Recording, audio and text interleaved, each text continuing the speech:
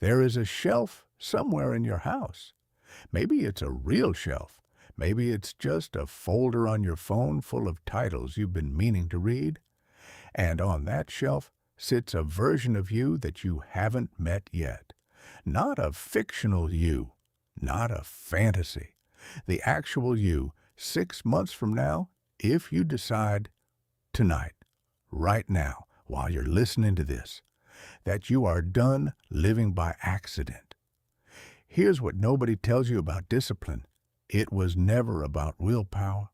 It was never about waking up at 5 in the morning or drinking cold water or reading 50 books a year. Those are symptoms. Discipline, real discipline, is a relationship. The relationship between who you say you are and what you actually do when no one is watching. And the strange, quiet truth is this. Almost every person who has ever built that relationship successfully did it the same way. Not through motivation, not through discipline itself, through understanding. They read. They sat with ideas older than their grandparents. They let a stranger's sentence rearrange the furniture in their mind. And slowly, without any dramatic before and after moment, they became people who finished what they started. This is the story of what those books actually teach. Not the titles, not the trivia, not a book report. The real lessons underneath them. The ones that build a spine where there used to be an excuse. Stay with me for the next few minutes, because somewhere in here is the sentence that changes how you see the next 10 years of your life. Before we go further, let's be honest about something most videos like this one skip past too quickly. You have probably already read a book that told you to wake up early, to make your bed, to visualize success, to drink more water, and journal more consistently. You may have followed the advice for a week, maybe 2, and then quietly slid back into the life you were trying to leave. This is not because you're weak, and it's not because the advice was wrong. It's because almost nobody explains the actual mechanism underneath the advice. The invisible architecture that makes some people's new habits stick for decades, while other people's dissolve within a month of starting. That architecture is what this video is really about. Not 9 isolated tips borrowed from 9 different books, but one continuous structure: silence, repetition, restraint, solitude, patience, detachment, action, identity, and courage that fits together the way load-bearing walls fit together in a house. Remove one, and the others start to strain under weight they were never meant to carry alone. Build all 9, even imperfectly, even slowly, and something sturdy begins to stand where there used to be nothing but good intentions and scattered effort. You will meet 9 people in the chapters ahead. None of them are extraordinary in the way we usually mean that word. None of them had rare talent, unusual luck, or circumstances especially different from your own. What they had, each of them, was a single idea that reorganized how they related to their own behavior, and the willingness to let that idea actually change what they did, not just what they believed. That distinction between believing something and living as though it's true is where almost all real transformation quietly happens, far from any stage, far from any audience, in the ordinary, unremarkable hours nobody else will ever witness. So, settle in. This isn't a video you need to rewatch 3 times to extract value from. It's a video you need to let land once, fully, and then go live, starting with whichever single lesson speaks loudest to the specific place you're stuck right now. Chapter 1. The book that teaches you silence. Picture a man named Elias Grant. Elias is not a monk. He is not a minimalist influencer with a white apartment and 3 shirts. He is a project manager in a mid-sized logistics company, 34 years old, married, mildly overweight, in the way that happens when your 30s arrive faster than your habits do. He has 41 browser tabs open right now. He has 3 unfinished online courses. He has, if we're honest, the exact same problem you might have. He knows what to do, and he still doesn't do it. Elias picked up an old book about attention almost by accident, a second-hand copy, spine cracked, left behind by a tenant in the apartment he was renting years ago. The book wasn't flashy. It didn't promise 10-day transformations. It made one argument over and over in 100 different ways. The mind that cannot sit still cannot build anything of consequence. That single idea cracked something open in him, because here's what Elias realized sitting on his balcony with that book in his lap. He had spent years mistaking motion for progress. He confused a full calendar with a full life. He thought that if he was busy, he must be building something.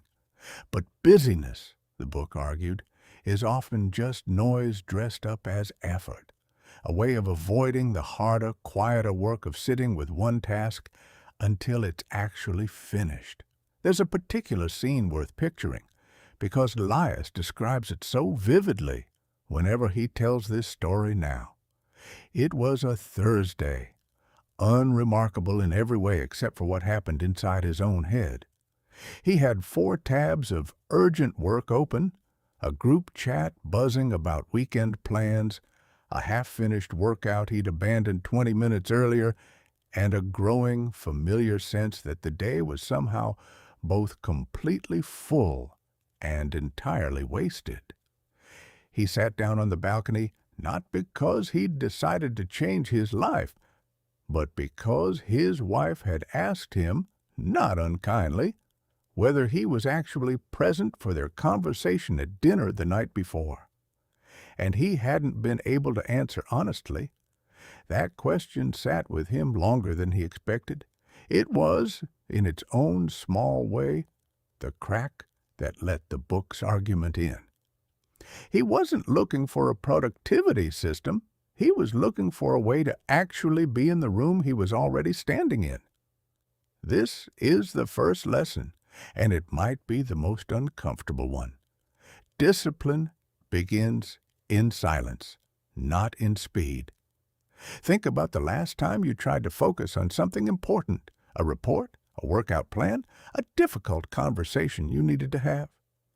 What happened in the first 90 seconds? If you're like most people, your mind offered you an exit, a notification, a quick check of something unrelated, a sudden urgent need to reorganize your desk.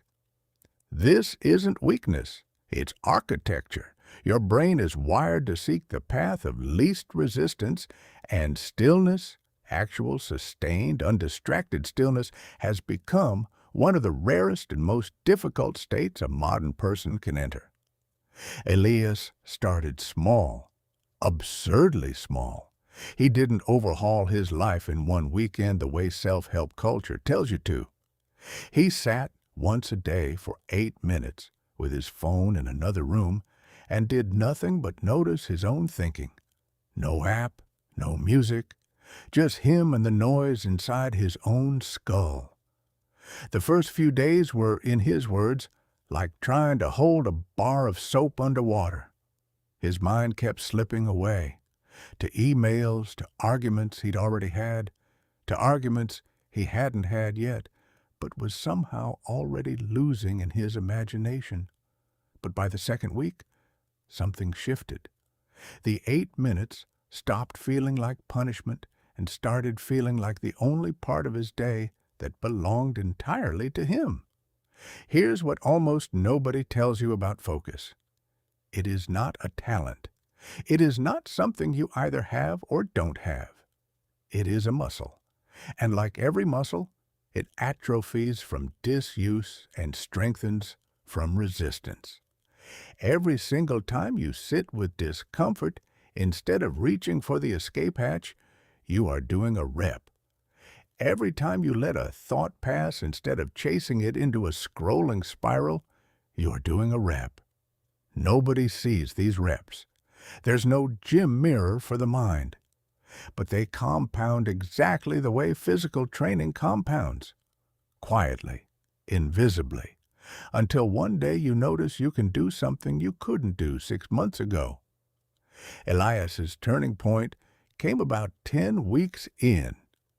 He was given a project at work that would normally have taken him 3 stretched-out, anxious weeks of half-attention, guilt-scrolling, and late-night panic sessions. Instead, he blocked off 3 uninterrupted mornings. Just 3.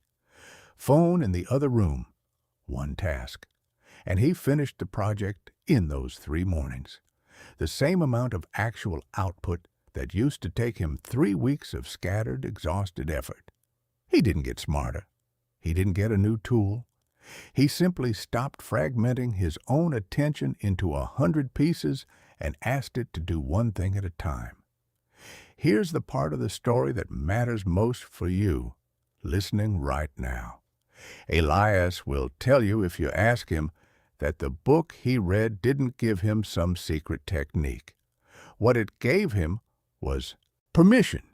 Permission to be boring, to be still, to do one thing slowly and completely instead of 10 things badly and quickly.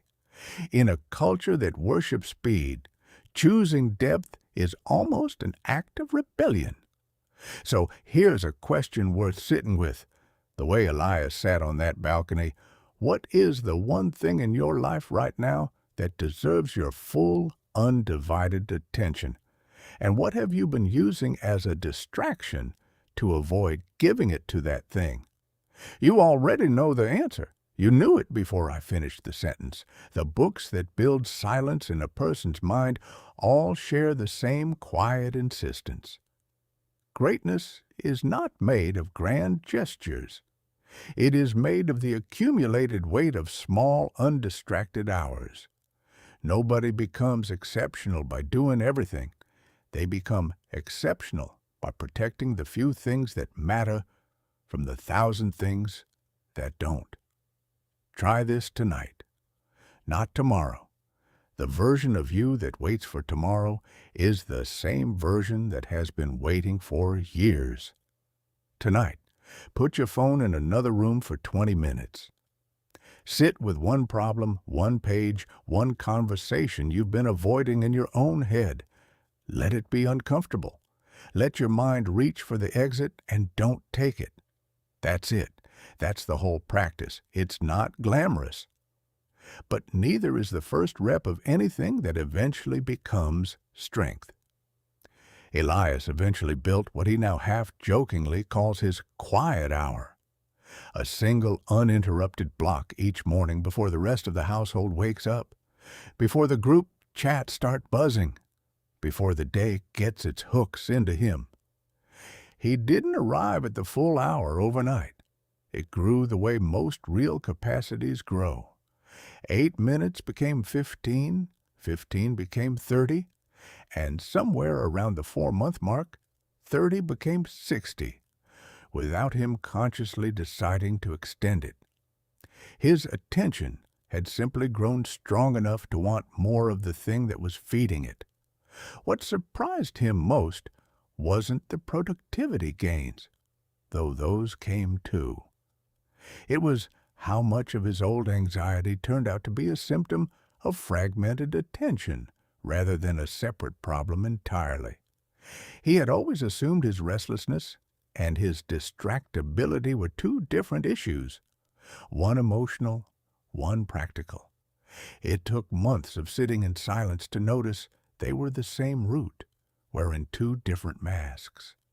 When his mind had 100 half-open tabs, it felt anxious, because some deep animal part of him sensed unfinished business scattered everywhere, like a house with a dozen doors left ajar. Closing the tabs, literally and mentally one at a time, didn't just make him more productive. It made him calmer in a way no amount of positive thinking had ever managed. There's a particular moment worth mentioning, because it's the kind of moment that rarely makes it into a highlight reel, but says more than any milestone could. About 5 months in, Elias sat down for his morning block and realized, almost with a start, that he hadn't reached for his phone once in the first hour of being awake. Not out of restriction, he simply hadn't thought of it. The old reflex, wake up, check phone, absorb the world's noise before his own thoughts had a chance to speak first, had quietly, without ceremony, stopped being automatic. Nobody throws a party for the day a bad habit simply fails to activate. But those are, in the end, the days that add up to a different life. If you take nothing else from this chapter, take this. The version of you capable of deep, sustained focus is not a different person than the one listening right now. It is the same person, with a few thousand more silent reps behind them. The gap between where you are and where that version stands is not talent, it's hours. Quiet, unglamorous, undocumented hours, spent choosing stillness over the easy exit again and again, until stillness stops feeling like a fight and starts feeling like home. Chapter 2. The Book That Teaches You. Repetition. Now meet a woman named Priya Okonkwo Reyes. Priya ran a small bakery in a rented storefront that used to be a laundromat. You could still smell the faint ghost of detergent in the walls if you stood near the back room. She had a recurring dream, the kind that visits you so often it stops feeling like a dream and starts feeling like an unpaid debt. She wanted to write, not bakery menus, not Instagram captions. A real book. She had wanted it since she was 19. By 38, she had 11 opening chapters on 11 different laptops across 11 years and not one finished draft. Each attempt had followed nearly the same trajectory. A burst of enthusiasm usually triggered by something small, a podcast episode, a stranger's finished book on a shelf, a passing comment from a customer who'd asked whether she'd ever considered writing down the stories she told behind the counter. She'd buy a new notebook or open a fresh document with a hopeful, unblemished title page and write furiously for a week, sometimes 2. Then life would reassert itself, a broken oven, a difficult employee, a stretch of exhausting 16-hour days. And the momentum would quietly die, not through any dramatic decision to quit, but through simple neglect, the way a plant dies not from a single act of violence, but from being forgotten one day too many in a row. What changed wasn't inspiration. Inspiration, Priya later said, was never her problem. She had plenty of it, usually around midnight, usually followed by a burst of frantic typing that fizzled out within a week. Her problem was that she treated writing like a feeling instead of a practice. She waited to feel ready. She waited for the mood to strike. And moods, as anyone who has waited on one knows, are unreliable business partners. The book that found her, passed along by a customer who left it on the counter with her coffee cup one slow Tuesday afternoon, made an argument that initially annoyed her. Talent is overrated, and repetition is nearly everything. This is the second lesson. Discipline is not a single decision. It is the same decision made again on the days you don't feel like making it. Here's what Priya did differently. She stopped asking herself, "Do I feel inspired today?" and started asking a much smaller, much less dramatic question. Can I write for 20 minutes before I open the bakery? 20 minutes, not a chapter, not a breakthrough. 20 minutes, 5 mornings a week, rain or shine, mood or no mood. The first month felt like nothing was happening.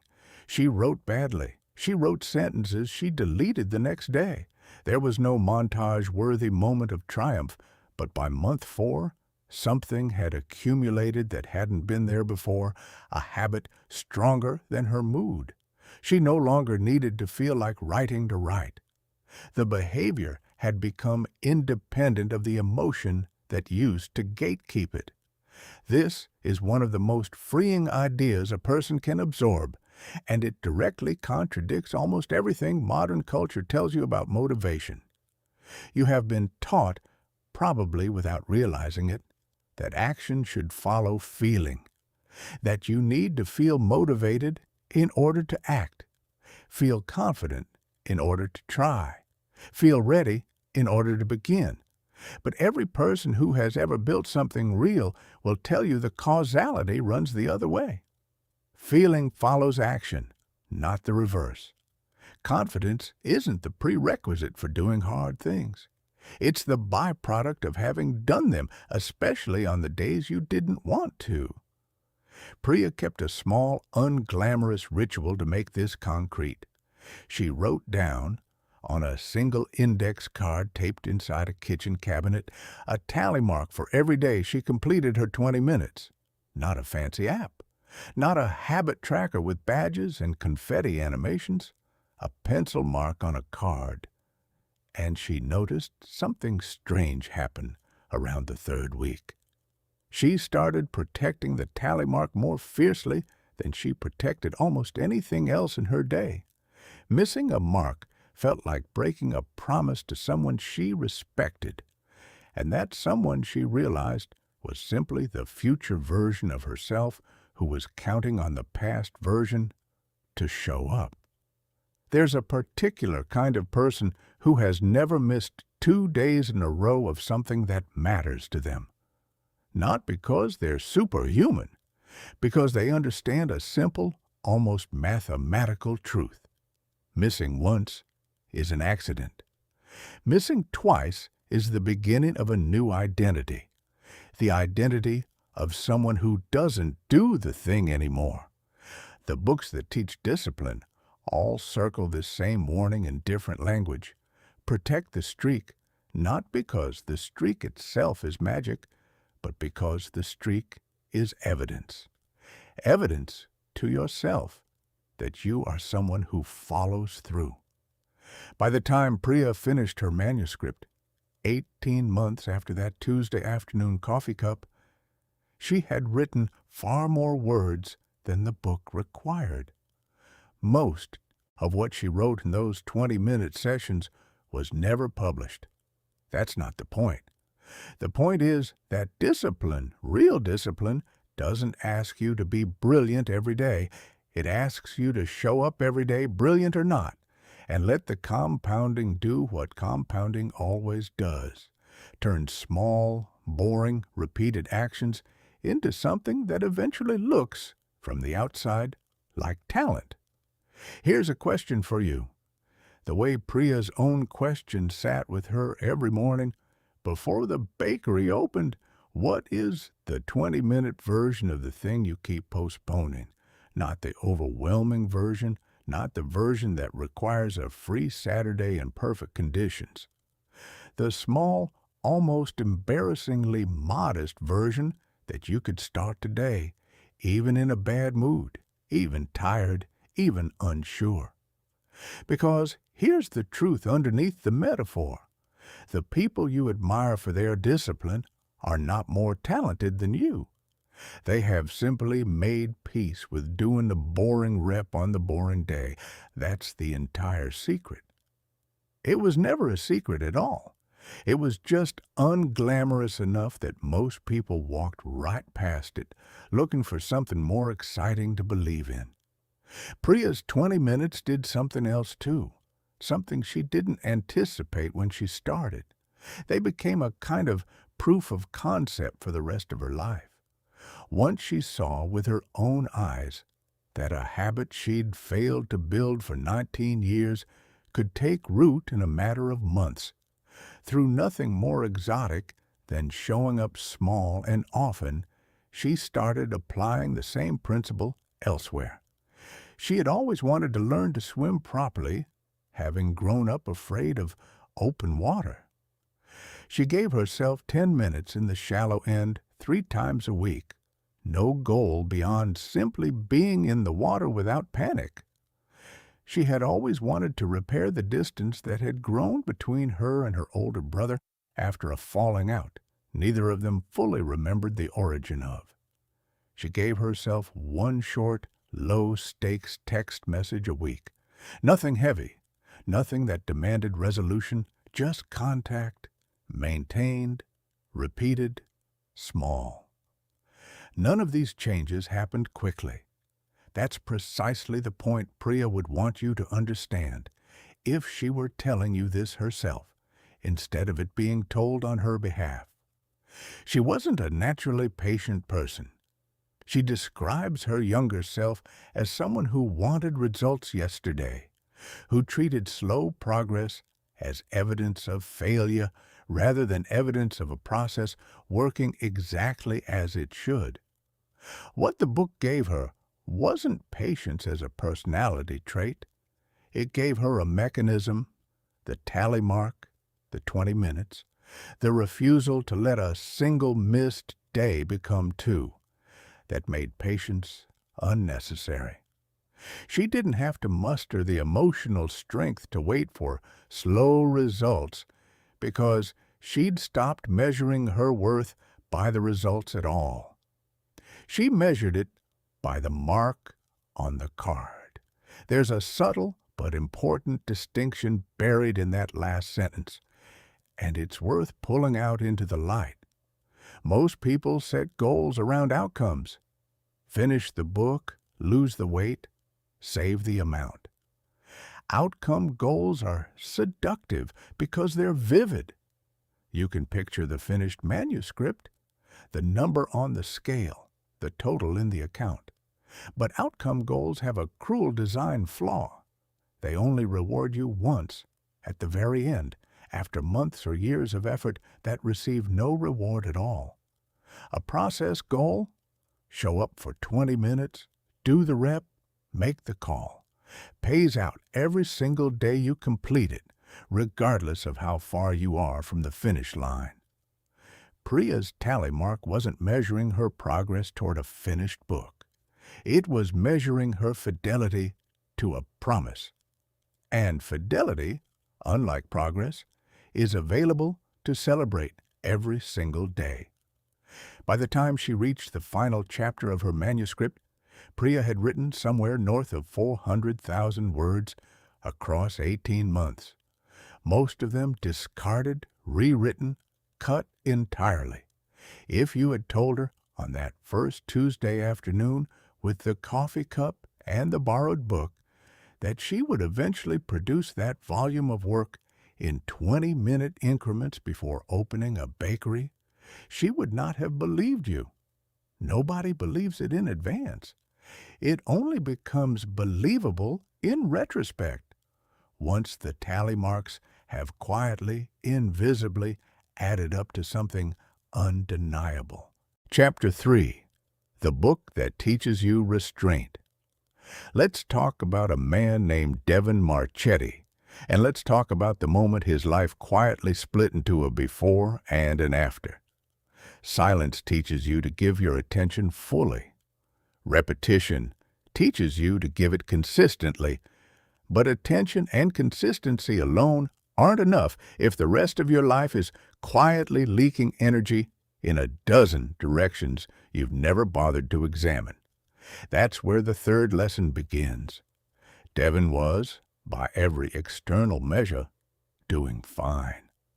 Good job in software architecture, decent apartment, a group of friends he saw most weekends. But there was a private erosion happening underneath the fine. A low-grade, constant leak of energy and money and time into things that gave him a small hit of relief and left him feeling slightly worse an hour later. Late-night impulse purchases he barely remembered making. A phone he checked over 100 times a day, most of those checks yielding nothing but a fresh wave of low-level anxiety. a habit of saying yes to invitations he didn't want to attend, then resenting the hours they stole from him.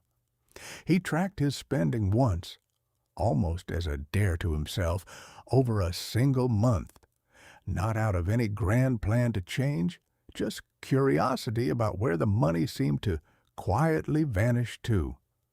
The number startled him. Nothing on the list was reckless in isolation. A subscription he'd forgotten he was paying for. A food delivery order placed at 11 at night after a long day, more out of exhaustion than hunger. A gadget bought during a sale that promised to solve a minor inconvenience, and instead sat, still boxed, in a closet within a week. None of it, taken individually, looked like a problem. Added together, it looked like a life quietly running on autopilot, spending itself in 100 small directions with no one at the wheel. None of it was dramatic enough to be called a crisis. That was exactly the problem. It's much easier to fix a crisis than to fix a leak. A crisis announces itself. A leak just quietly drains you for years, while you tell yourself everything is basically okay. The book that reached him, recommended in an offhand comment by an older colleague who Devon privately admired for a kind of calm he couldn't name, made an argument that reframed the entire concept of freedom for him. Devon had always assumed freedom meant having more options, more money to spend it on more things, more time to fill with more activities, more access to more of everything. The book argued the opposite. Real freedom, it said, is not the ability to say yes to everything. It is the ability to say no to almost everything in service of the few things that actually matter. This is the third lesson. Restraint is not the opposite of freedom. It is the foundation of it. Devon started with something almost laughably small. He moved his phone charger out of his bedroom. That's it. No dramatic digital detox, no $1,000 retreat. Just a charging cable, relocated to the kitchen counter. The effect was immediate and slightly humiliating. He realized within the first week how much of his phone use had been pure reflex, not need. Waking up and reaching for a device that wasn't there anymore forced him, for the first time in years, to lie in bed and simply exist for a few minutes before the world's noise rushed in. From there, restraint became a kind of quiet experiment for him. He gave himself a rule. Before any non-essential purchase over a certain amount, he waited 72 hours. Not because he couldn't afford the item, because he wanted to find out how many of his desires were actually his, and how many were borrowed from advertising, comparison, and boredom dressed up as want. The results startled him. Roughly 7 out of 10 must-haves evaporated entirely within 3 days. They weren't real desires. They were impulses wearing a costume. Here's what most people get wrong about self-control, and what the book helped Devon understand. Willpower is not primarily a battle you win through gritted teeth in the moment of temptation. It's a battle you win far earlier through the environment you build before the temptation ever shows up. The person who removes the charger from the bedroom isn't relying on willpower at 2 in the morning. They've already won that fight hours earlier by making the desired behavior the easy one and the undesired behavior slightly inconvenient. This idea that discipline is largely a design problem, not a character problem, is one of the most liberating things a person can learn about themselves. It means you're not fundamentally weak if you struggle with a habit. You are simply operating inside an environment engineered often by companies with enormous budgets and enormous incentives to exploit your impulses. The fight against distraction, against overspending, against overindulgence is not a fair fight if you insist on fighting it purely through moment-to-moment willpower. But it becomes almost effortless once you redesign the battlefield. Devon's most significant change, though, wasn't about phones or purchases. It was about his calendar. He had spent years saying yes to nearly every invitation, every request, every quick favor, out of a quiet fear of disappointing people or being left out. The book pushed him toward an uncomfortable practice. Before saying yes to anything, he asked himself one question. If this were a genuine hell yes, would I still hesitate? If the answer wasn't an immediate, energized yes, he treated it as a no. Gently, kindly, but firmly. The first few no responses felt like small betrayals. He worried about what people would think. But something interesting happened over the following months. The relationships that mattered most to him didn't weaken. They deepened, because he now showed up to them fully present instead of half drained from a week of obligations he never wanted in the first place. And the acquaintanceships that faded when he stopped saying yes to everything were, he realized, never really relationships at all. They were habits of politeness he'd mistaken for connection. Restraint, done well, doesn't shrink your life. It clears the clutter so the things that actually matter have room to breathe. Here's a question worth carrying with you today. Where in your life are you currently saying yes to something out of fear, habit, or reflex? Something that, if you're honest, is quietly draining you.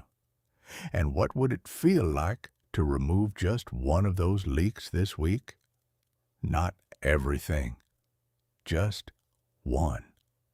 The books that teach restraint all arrive at the same paradox from different directions. The fewer things you chase, the more powerful your pursuit of the things that remain. Scarcity of attention, chosen deliberately, becomes a kind of superpower in a world engineered for infinite distraction. Devon's story has a second half worth telling, because restraint, once it takes hold, tends to spread further than the place you first applied it. About a year into his experiment with the 72-hour rule, he noticed the same pattern showing up in his eating habits, almost as a side effect he hadn't consciously pursued. He had never framed himself as someone with a complicated relationship to food. He simply ate when bored, ate when stressed, ate on autopilot in front of a screen without much awareness of hunger or fullness. Applying the same underlying question he'd used for purchases. Is this a genuine want or a reflex? To his eating habits didn't turn into some rigid, punishing diet. It simply made him more awake during the moments he used to sleepwalk through. He started noticing the difference between actual hunger and the low hum of restlessness. That food had always been his fastest way to quiet. This is worth pausing on, because it reveals something important about the nature of restraint that's easy to miss if you only think of it as a tool for spending less money or checking your phone less often. Restraint, practiced consistently in one area of life, tends to leak, in the best sense of the word, into every other area. The muscle you build by pausing before a purchase is largely the same muscle you use to pause before a reactive text message you'd regret sending, or a second drink you don't actually want, or an argument you could choose not to escalate. Discipline, it turns out, is not really a collection of separate skills. One for money, one for food, one for time. It is closer to a single underlying capacity, the capacity to create a gap between impulse and action and to use that gap wisely. Strengthen the gap in one domain, and you'll often find it's grown stronger everywhere else too, almost without extra effort.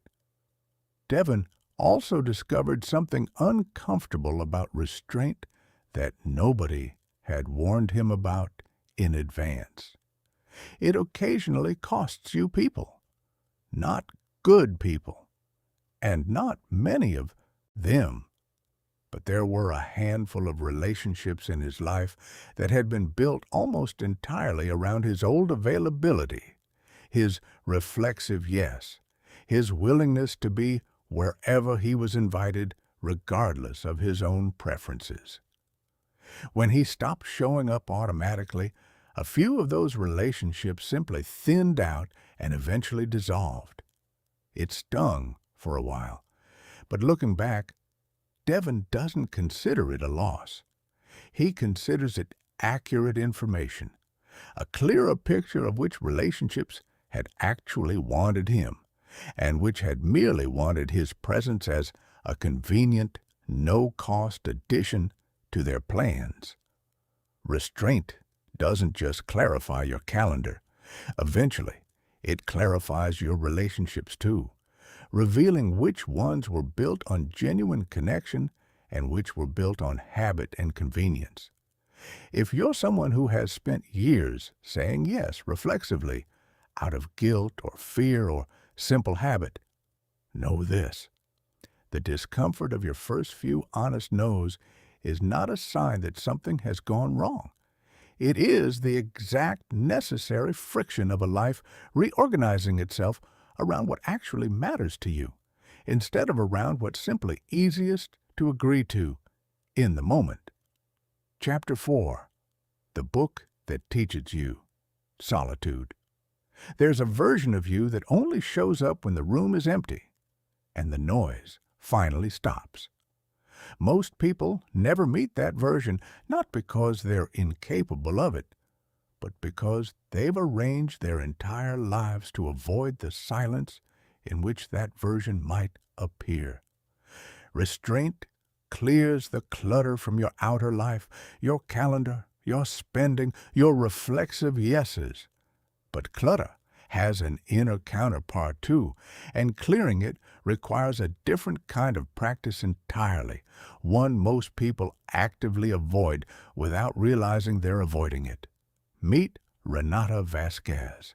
Renata was, for most of her 20s, what people affectionately called a lot of fun. The friend who filled every gap in her schedule with people, plans, background noise, something on in the corner of her attention at all times. She wasn't hiding from anything, or so she told herself. She just liked being around others. It took a broken engagement at 29 and the sudden empty apartment that came with it to force her into a kind of solitude she had spent a decade running from. The first few weeks were brutal by her own account. The silence felt less like peace and more like an accusation. Without a partner to plan around, without the constant low hum of somebody else's presence, she was left alone with her own thoughts for the first time in years, and she discovered uncomfortably that she didn't entirely like the company.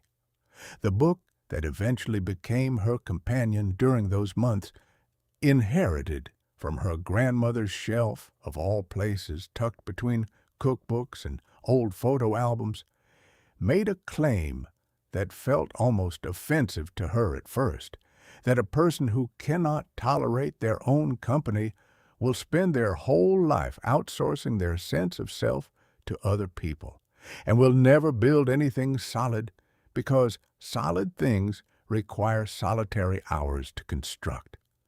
This is the fourth lesson. Inner power is built in rooms with no audience.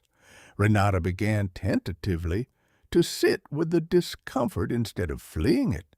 She started taking long walks alone, not scrolling, not calling someone to fill the silence, just walking and thinking and occasionally crying, and occasionally, unexpectedly, laughing at some private thought that surfaced when nobody else was there to perform for. She kept a notebook, not to be productive, but simply to catch the thoughts that used to slip past her, when her attention was always divided between herself and an audience. What she found, slowly, was startling. Underneath the noise she'd used to drown herself out, there was an entire person she hadn't fully met. Preferences she didn't know she had, because she'd always deferred to whoever she was with. Opinions she'd never fully formed, because she'd always borrowed the nearest confident voice in the room. Ambitions she'd quietly buried because they felt too big to say out loud to people who might not understand them. Solitude, done deliberately, is not loneliness. Loneliness is the ache of wanting connection and not having it. Solitude is the practice of connection with yourself. And it turns out this is a skill almost nobody is taught. In a culture that treats being alone as a problem to be solved rather than a capacity to be developed. Here's what most people misunderstand about confidence. They think it comes from being validated by others. Praise, likes, approval, applause. But that kind of confidence is borrowed, and borrowed things can be repossessed at any moment by someone else's bad mood or absence. The confidence that actually holds under pressure is built differently. It's built in the quiet hours when nobody is watching, and you still choose to show up for yourself. Still do the work. Still hold the boundary. Still keep the promise you made to no one but you. Renata began to notice this shift most clearly in professional settings, where she used to seek constant reassurance before making a decision, needing a colleague's approval, needing to know what everyone else thought first. She found herself, almost without trying, developing a quieter, steadier center. She still valued other people's input, but she no longer needed it the way she used to, because she had spent enough hours alone with her own judgment to trust it. There's a particular kind of strength that only solitude can produce, and it's the strength of knowing who you are when there's no one around to tell you. Most people never build this, not because they're incapable, but because our culture is engineered, almost aggressively, to prevent it. Every app, every notification, every algorithm is designed to make sure you are never ever bored, never alone with an unfilled thought for more than a few seconds. That design is not neutral. It has a cost, and the cost is your relationship with yourself. Here's an invitation, not a demand. This week, spend 1 hour completely alone, without a screen, without a plan, without anyone to perform for. Not doing something productive, just being with yourself. It will likely feel strange at first, maybe even uncomfortable. That discomfort is not a sign you're doing it wrong. It's a sign you're finally doing something most people avoid for their entire lives. Meeting the person they actually are underneath the noise. The books that teach solitude all whisper the same quiet truth. You cannot lead a life you're proud of if you're a stranger to yourself. And you cannot stop being a stranger to yourself without spending real, undistracted time in your own company.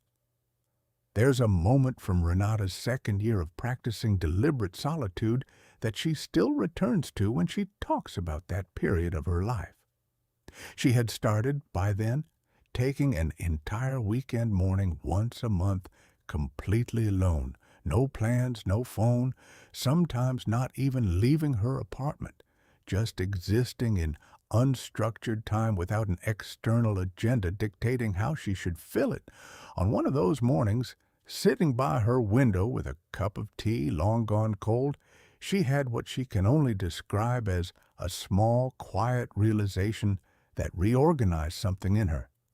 She had spent most of her 20s choosing partners, jobs, and even friendships based on how they made her feel about herself in the moment rather than whether they were actually good for the person she wanted to become. She hadn't been choosing badly out of poor judgment. She had been choosing from a place of not fully knowing herself well enough to judge accurately in the first place. That single morning didn't fix anything immediately. She didn't leave her apartment a transformed woman with a 5-year plan. But something had shifted in the quiet architecture underneath her decisions, and over the following months she noticed herself making different choices, smaller ones at first, turning down a rebound relationship that would have been easy and would have filled the silence, but that she recognized with unusual clarity as another attempt to outsource her sense of self to someone else's presence. Choosing a job offer with less prestige but far more alignment with the kind of work she discovered in her solitary hours that she actually found meaningful. None of these decisions would have made sense to the version of Renata who filled every gap in her calendar with noise. They only made sense to the version of her who had finally spent enough time alone to know what she actually valued, as opposed to what she'd absorbed from the people around her. It's worth being honest about something here, because false promises don't serve you. Solitude is not always pleasant. There will be sessions of sitting alone with your own thoughts that feel like nothing more than an uncomfortable hour wasted, where no insight arrives, where the silence just feels like silence. This is normal, and it is not a sign that the practice isn't working. Insight doesn't arrive on command, the way it might in a film. It arrives unpredictably, as a byproduct of accumulated, undistracted hours, much the way physical strength arrives as a byproduct of accumulated reps, most of which feel entirely unremarkable while they're happening. What solitude ultimately gave Renata wasn't a single dramatic epiphany. It gave her a baseline, a quiet internal reference point she could return to whenever the outside world got loud, whenever someone else's opinion threatened to override her own, whenever a decision needed to be made and she wasn't sure whose voice she was actually listening to. That baseline, once built, doesn't disappear. It becomes a kind of home you can always return to, no matter how chaotic the external circumstances of your life become. And it is available to anyone willing to spend the uncomfortable hours required to build it. Here's something worth pausing on before we move forward, because it connects everything you've heard so far to what's coming next. Notice that none of these 4 lessons, silence, repetition, restraint, solitude, asked you to become a different person overnight.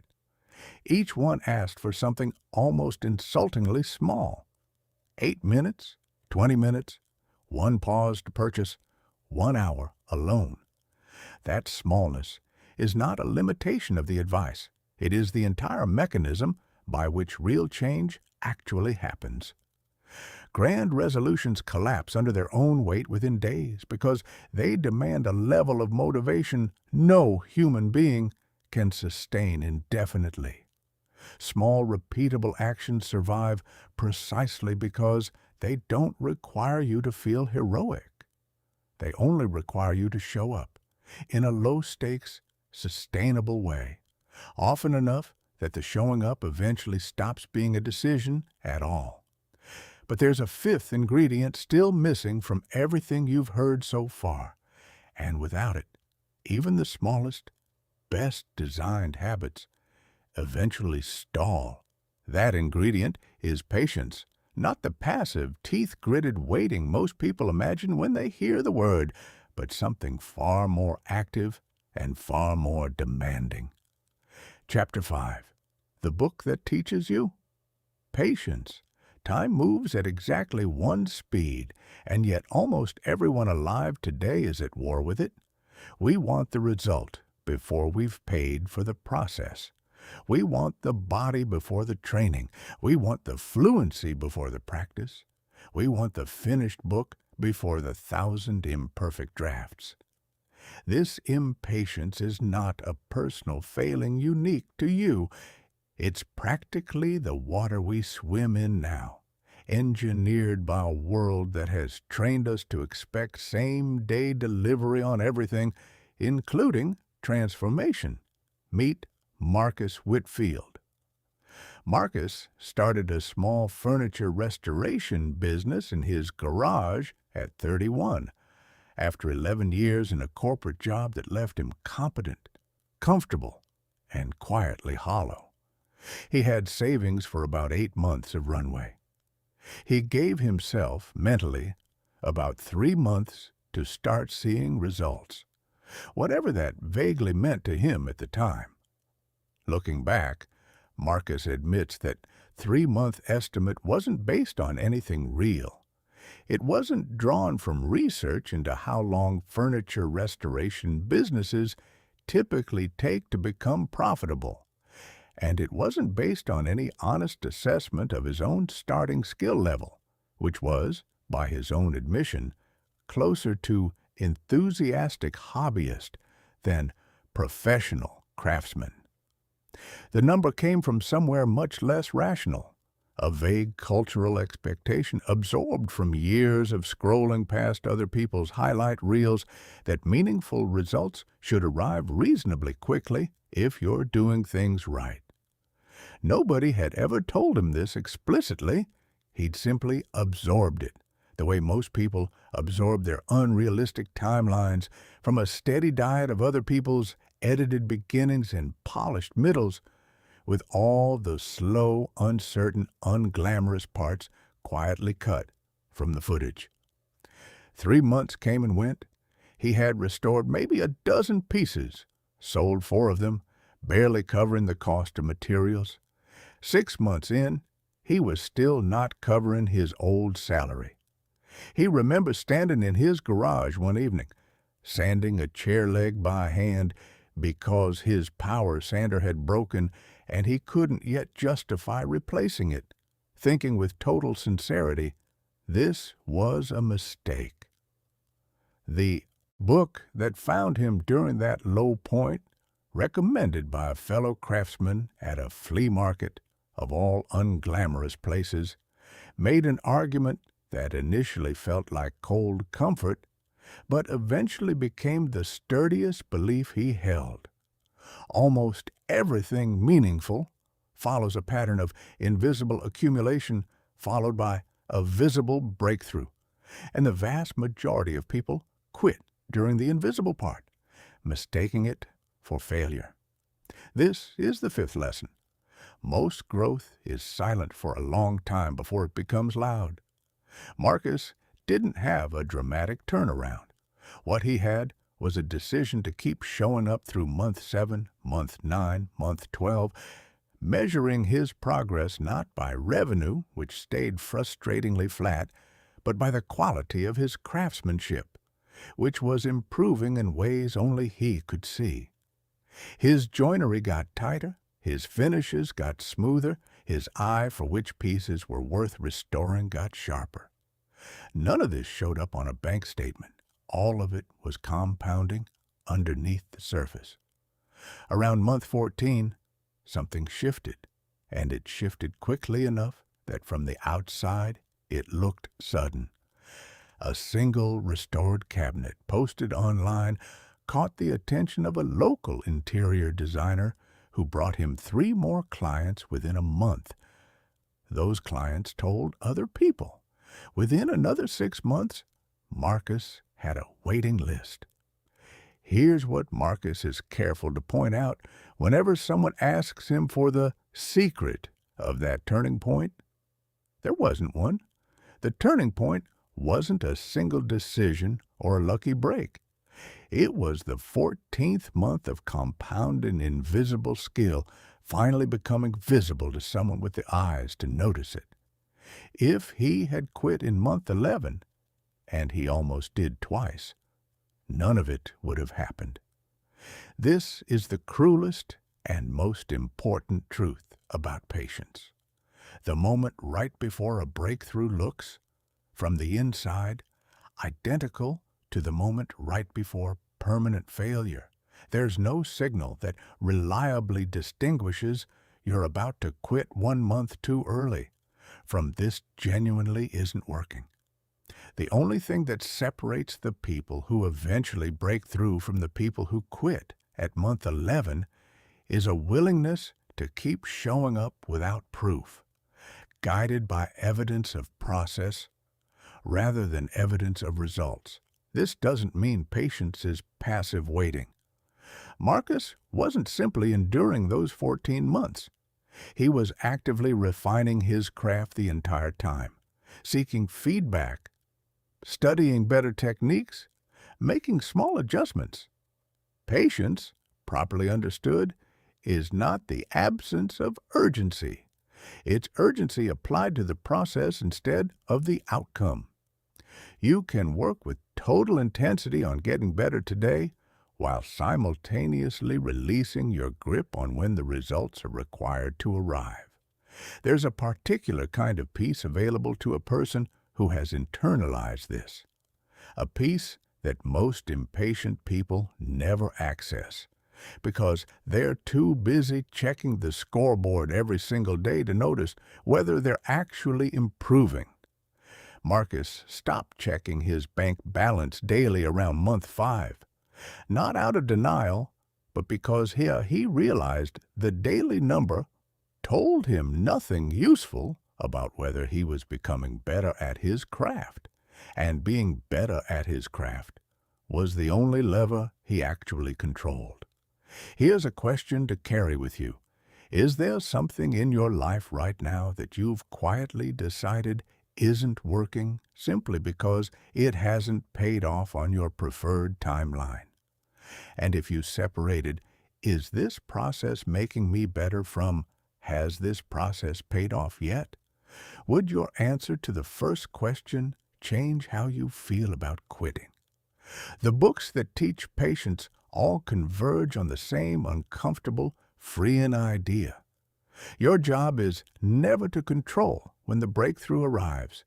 Your job is only to be the kind of person who is still standing, still improving when it finally does. There's a particular conversation Marcus had with his younger cousin roughly 2 years after that 14th month turning point that captures something important about how patience actually works, and how badly it's misunderstood by people who haven't yet lived through a long, uncertain stretch of invisible effort. The cousin, freshly graduated and starting a small online venture of his own, asked Marcus how long he should give something before deciding it wasn't working. Marcus didn't have a tidy number for him, and he told him so.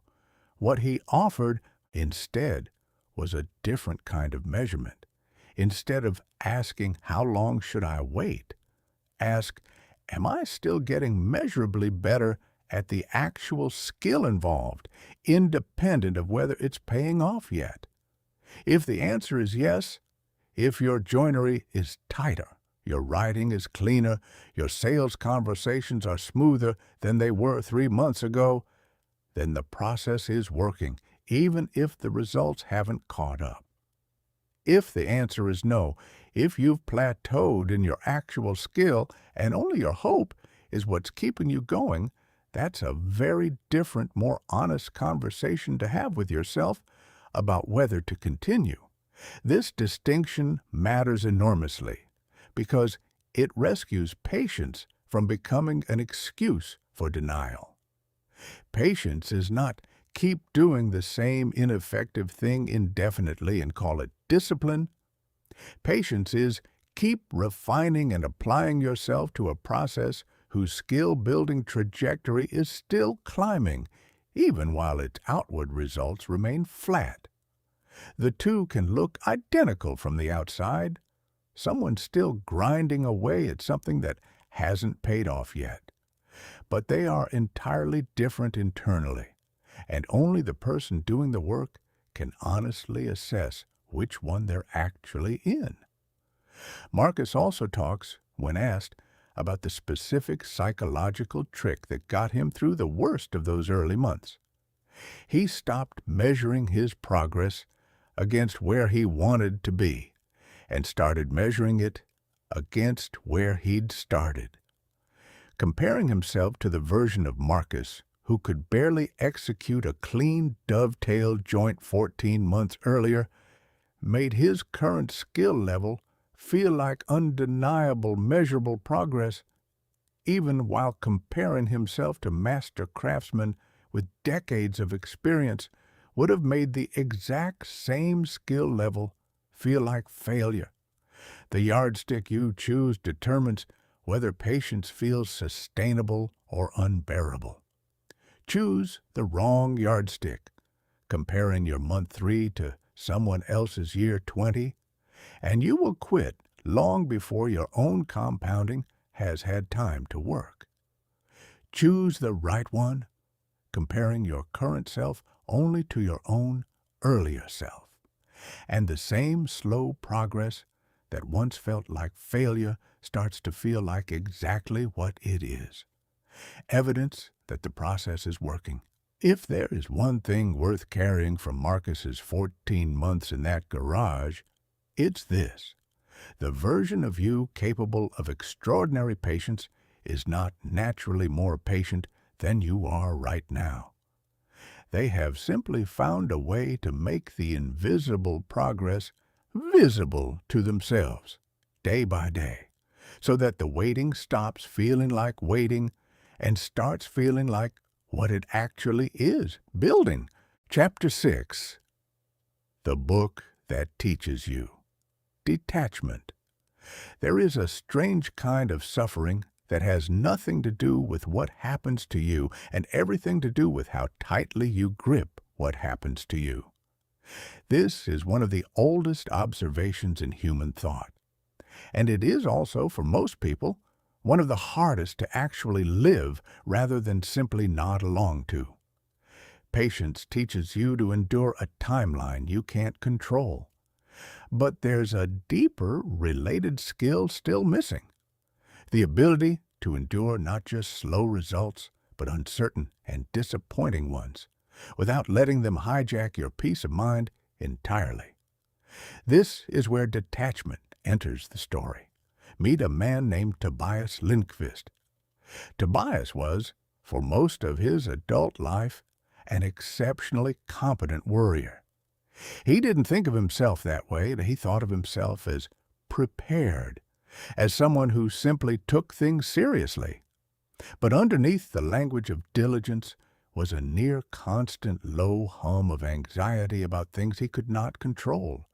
What his boss thought of him, whether a client would respond well to an email, what would happen if a deal fell through, what people said about him behind his back.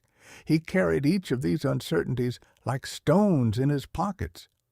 And by his late 30s, the accumulated weight of those stones had started to bend his posture, literally and figuratively. His doctor, during a routine checkup, had gently asked whether he was under unusual stress, noting his elevated blood pressure and the tension he was visibly holding in his shoulders. Tobias had laughed it off at the time. Just a demanding job, he'd said, but the comment stayed with him longer than he expected, the way small, accurate observations from near strangers sometimes do. What made his particular brand of worry so exhausting was its almost total detachment from anything actionable. He wasn't worrying about things he could fix with more effort. He was worrying about a colleague's private opinion of him, formed and finalized somewhere outside his reach. He was worrying about whether a client, already 3 states away and already deep into a decision-making process he had no visibility into, would choose his firm or a competitor's. He was, in effect, spending enormous daily energy trying to control the weather in cities he would never visit. The turning point for Tobias came not from a book he sought out, but from one his therapist mentioned almost in passing, an old philosophical text about the difference between what is within our control and what is not. He nearly dismissed it as too simple. Of course, he knew intellectually that he couldn't control other people's opinions. But knowing something intellectually and living as though it's true are, it turns out, two entirely different skills. This is the sixth lesson. Your peace does not depend on controlling outcomes. It depends on controlling your relationship to outcomes. Tobias began a small daily practice, almost embarrassingly simple. Every time he noticed himself spiraling about something, he asked one question. Is this within my control or outside it? If it was outside his control, another person's mood, the economy, a decision that had already been made, he practiced, deliberately and sometimes clumsily, releasing his grip on it. Not suppressing the feeling, not pretending he didn't care, simply refusing to spend his limited energy wrestling with something his wrestling could not change.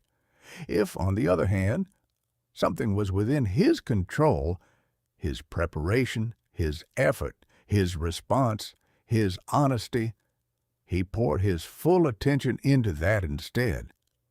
The effect, over months, was not that Tobias stopped caring about outcomes. It was that he stopped confusing his effort with his control over the result. He would prepare thoroughly for an important presentation, and then once it was delivered, he genuinely let go of whether the client said yes or no, because he understood in a way he hadn't before that the yes or no was never fully his to determine in the first place. His job was the preparation. The rest belonged to forces beyond him.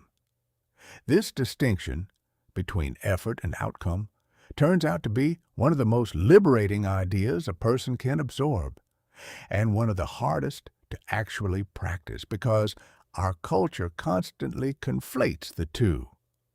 We're taught that if we work hard enough, we deserve a specific result, and that if the result doesn't arrive, something must have gone wrong with our effort.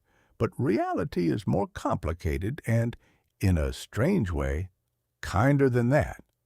You can do everything right and still not get the outcome you wanted, because outcomes are shaped by 1,000 variables beyond your effort, and you can do everything right and still not get instant validation, because validation was never within your control to begin with.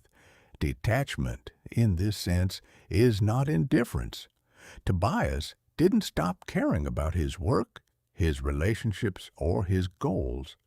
If anything, he became more effective at all three, because he was no longer spending half his energy white-knuckling outcomes he had no power over.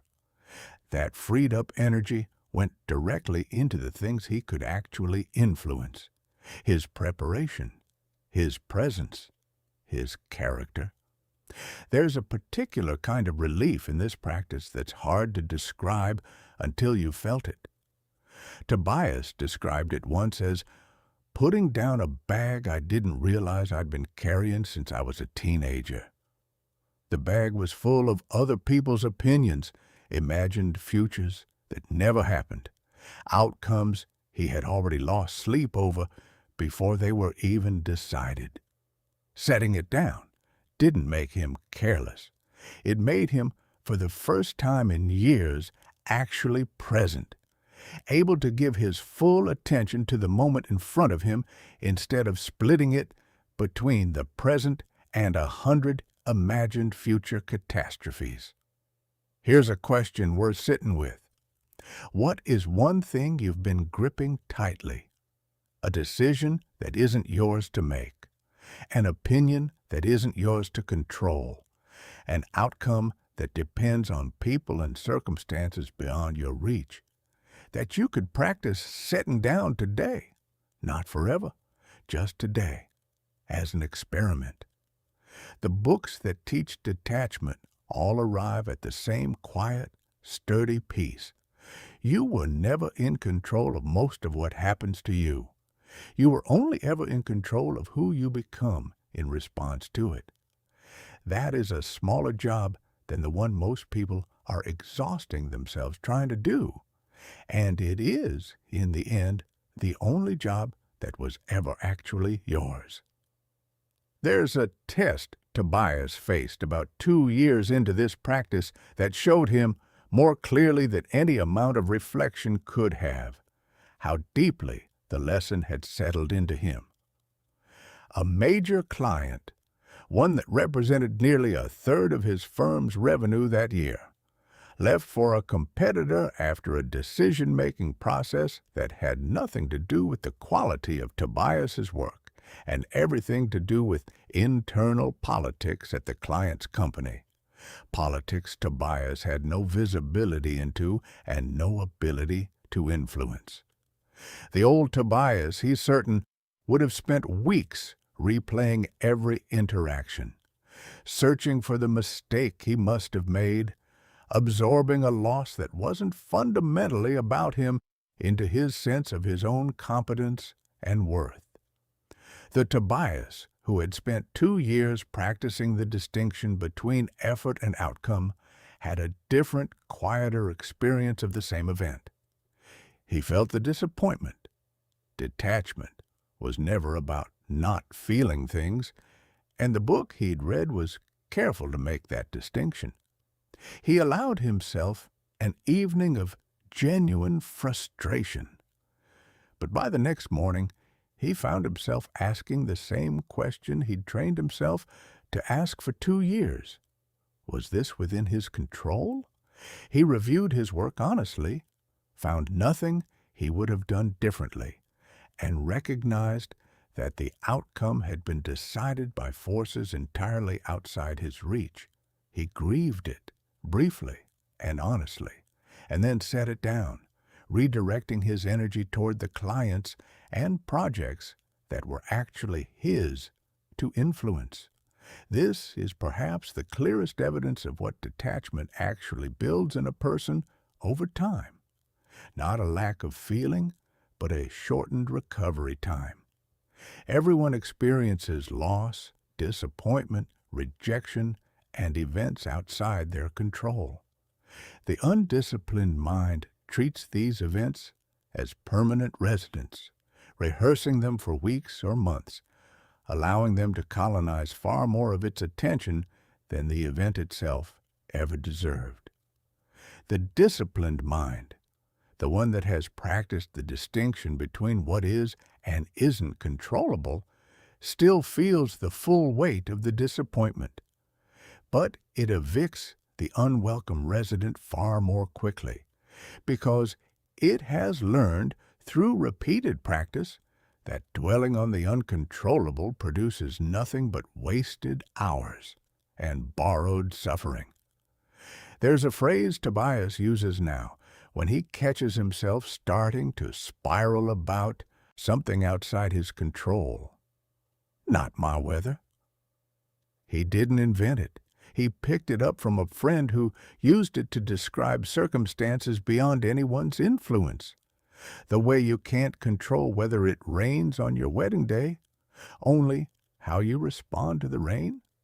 Whenever a client's mood, a colleague's decision, or a stranger's opinion threatens to hijack his attention, he reminds himself, not my weather. My job is to bring an umbrella, dress appropriately, and keep walking. The rain itself was never mine to control, and spending my energy resenting it changes nothing except how wet and miserable I am while walking through it anyway.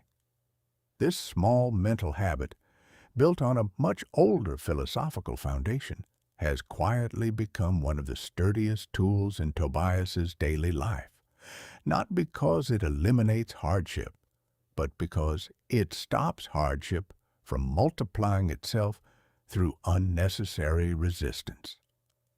Chapter 7. The Book That Teaches You. Action knowledge without action is one of the most comfortable traps a person can fall into because it feels productive. Reading about discipline feels like practicing it. Thinking about the workout feels, for a few dangerous minutes, almost like doing the workout. Planning the business feels like building it. This is the trap that catches thoughtful, intelligent people more often than anyone else, because thoughtful, intelligent people are especially good at making planning feel like progress. Detachment frees you from clinging to outcomes, but freedom from clinging can quietly curdle into a different trap if you're not careful. The trap of endless, comfortable preparation mistaken for progress because it feels responsible rather than avoidant. This is the trap the seventh lesson exists to interrupt. Meet Sana Abernathy. Sana was, by her own cheerful admission, a professional preparer. She had read extensively about starting a small consulting practice, templates downloaded, business plans drafted, logo mock-ups designed, a full year's worth of someday sitting in folders on her desktop. She had, by conservative estimate, spent more hours preparing to start than most people spend actually running a business for its first year. There was a particular kind of satisfaction to this preparation that made it especially difficult to interrupt. Every new template felt like progress. Every hour spent refining her positioning statement felt like meaningful work. She could point at any moment to tangible evidence of effort, folders full of research, spreadsheets full of projections, a logo she'd redesigned 4 separate times. What she couldn't point to was a single client, a single dollar earned, a single piece of real-world evidence that any of it actually worked. The preparation had become, without her fully noticing, an elaborate and comfortable substitute for the much scarier work of finding out. What finally moved her wasn't a new piece of information. It was a single line from an old book on action and initiative, passed to her by a mentor who scrawled a note in the margin before handing it over. The plan you're perfecting is a form of hiding. That sentence embarrassed her, and embarrassment, it turned out, was exactly the discomfort she needed. This is the 7th lesson. Clarity is often a product of action, not a prerequisite for it. Sana had been waiting to feel certain before she started. Certain about her pricing, certain about her niche, certain about her messaging. The book argued convincingly and a little uncomfortably that this certainty she was waiting for would never arrive through more research. It would only arrive through contact with reality, through actually doing the imperfect version of the thing and letting the world's feedback refine it. She took on her first client at a price she now considers embarrassingly low, with a service offering that was, by her own description, held together with tape. The engagement wasn't perfect. She learned in real time things no amount of planning could have taught her, which parts of her offering clients actually valued, which parts she'd overbuilt for no one's benefit, how to have an uncomfortable pricing conversation without flinching. Each imperfect action generated more useful information than months of solitary planning had. Here's what almost every book on action agrees on, despite coming from wildly different eras and traditions. The gap between an idea and its execution is where almost all value is actually created. Ideas are abundant. Nearly everyone has had, at some point, an idea close to the one that made someone else successful. What separates the person who built something from the person who merely thought of it is not the quality of the idea. It's the willingness to act on an incomplete plan, tolerate the discomfort of doing it imperfectly, and let the doing teach them what the thinking never could. Sana developed a small personal rule to combat her tendency toward endless preparation. For any new initiative, she gave herself a maximum of 2 weeks of planning before taking some visible, real-world action, even a small one, even an imperfect one, not because planning is worthless. Planning has its place, but because planning has a seductive quality that can quietly consume unlimited time if you let it, disguising avoidance as diligence. There's a particular kind of courage required for this that doesn't get talked about enough. The courage to be seen doing something badly before you're capable of doing it well. Most people would rather be invisible and theoretically competent than visible and actually mediocre for a while, but mediocre and visible is the only path that leads anywhere. The badly done first version of anything is not a failure. It's tuition. It's the price of admission into actually becoming good at something, and there is no way to skip paying it. Within a year, Sana's consulting practice looked almost nothing like her original meticulous plan, and it was far more successful than that original plan would have produced because it had been shaped by real feedback from real clients instead of imagined feedback from an audience that existed only in her head. The plan she'd spent months perfecting turned out to be almost useless. What mattered was the willingness to abandon it the moment reality offered better information. Here's a question worth carrying into today. What is the someday project you've been quietly, comfortably preparing for, collecting information, refining the plan, waiting for certainty, that you could take one small, imperfect, visible action toward this week? Not the whole thing, just the first ugly step. The books that teach action all share the same impatient wisdom underneath their different words. The world does not reward the best idea. It rewards the idea that someone was brave enough to actually build, badly in public, long enough to make it good. Sana likes to tell a specific story from her second year in business because it illustrates something about action that her earlier, planning-obsessed self would never have believed. She had been avoiding a particular type of client outreach, cold, direct messages to potential clients in an industry she wasn't yet established in, for months, telling herself she needed a better script first, a more polished portfolio, a clearer sense of her positioning. The old Sana would have spent another 6 weeks preparing. The Sana who had internalized the lesson about action gave herself 1 hour, wrote a message she considered mediocre at best, and sent it to 11 people before she could talk herself out of it. 9 of the 11 never responded. 1 responded with a polite no.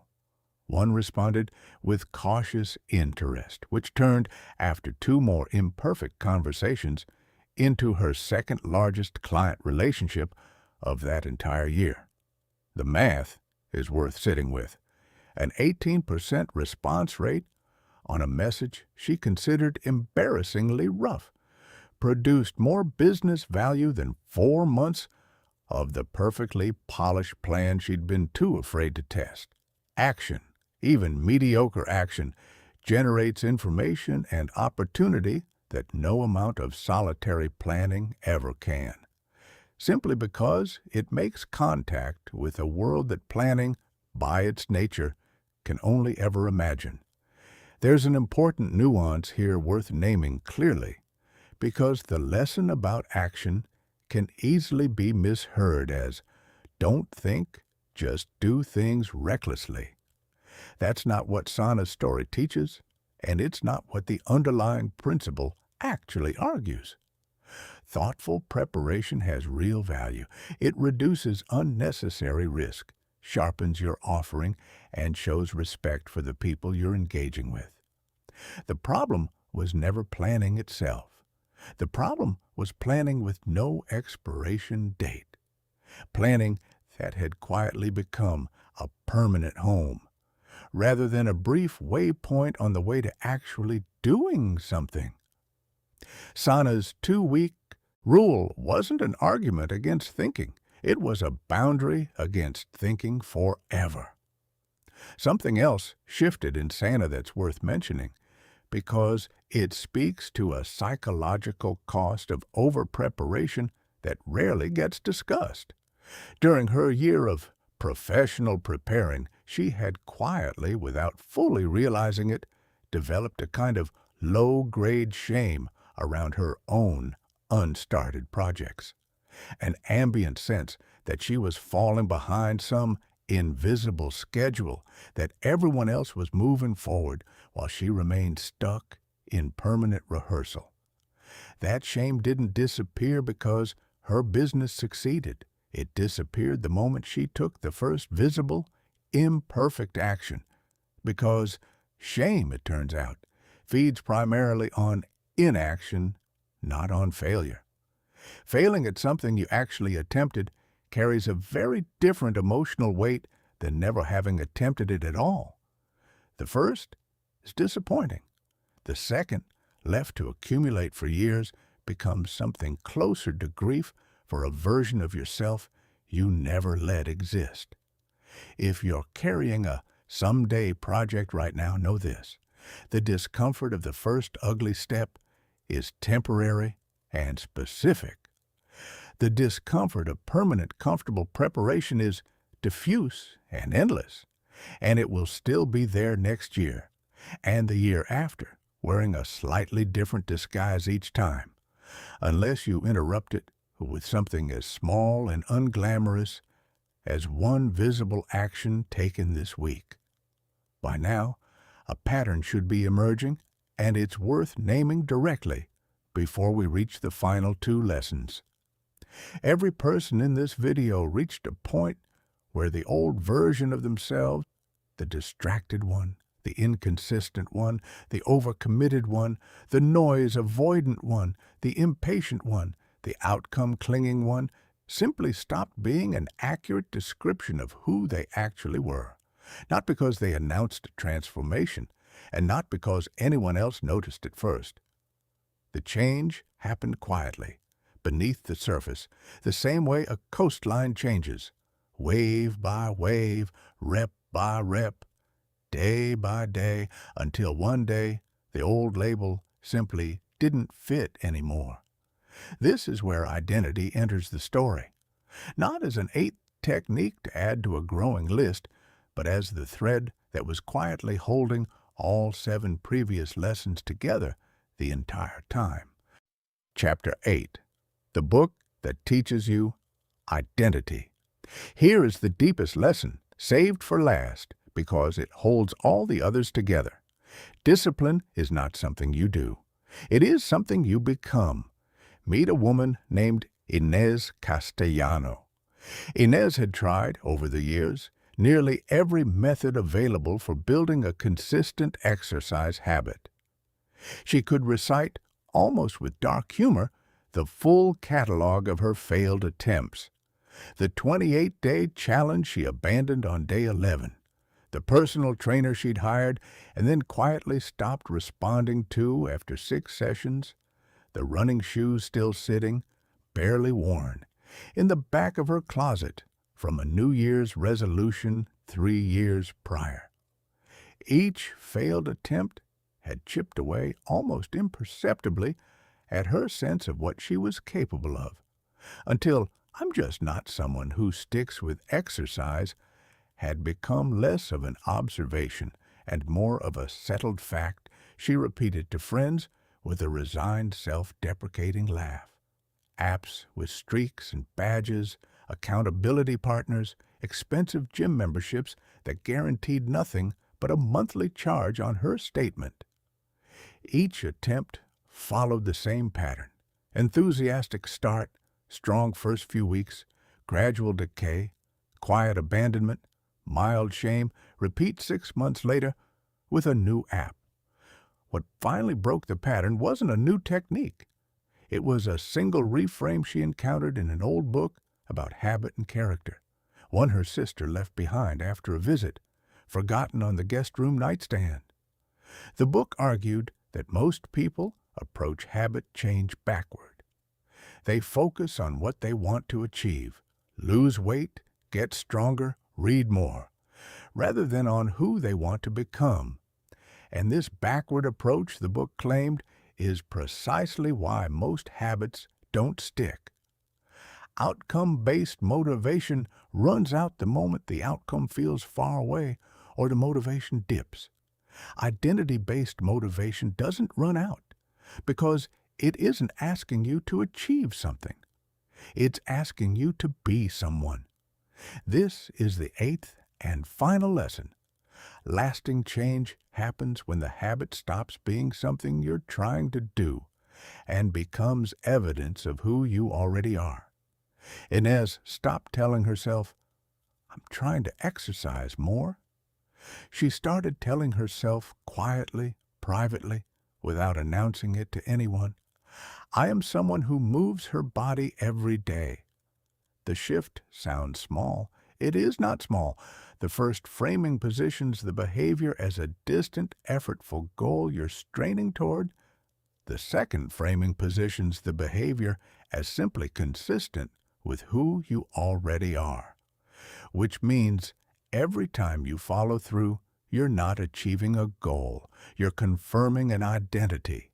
And every time you skip it, you're not just missing a workout, you're acting against who you believe yourself to be, which carries a very different kind of psychological weight.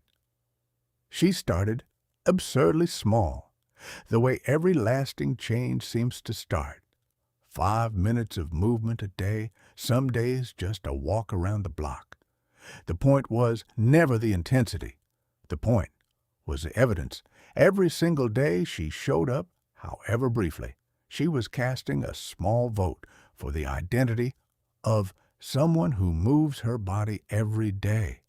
And every vote made the identity a little more true, a little more solid, a little harder to abandon the next time motivation dipped. Here's what nobody tells you about identity change. It is built through repetition, not through declaration. You cannot simply decide you're disciplined and become disciplined by the declaration alone. You become disciplined the same way you become anything, through the accumulated weight of small actions that are consistent with the identity you're claiming. Every rep is a vote. Every showing up is a vote. Every time you keep the promise you made to yourself when no one else was watching, you cast another vote for the person you're becoming. This is why the earlier lessons all connect here at the end. The silence Elias built made space for the identity to be heard over the noise. The repetition Priya practiced accumulated the votes. The restraint Devin learned protected the identity from being drowned out by distraction.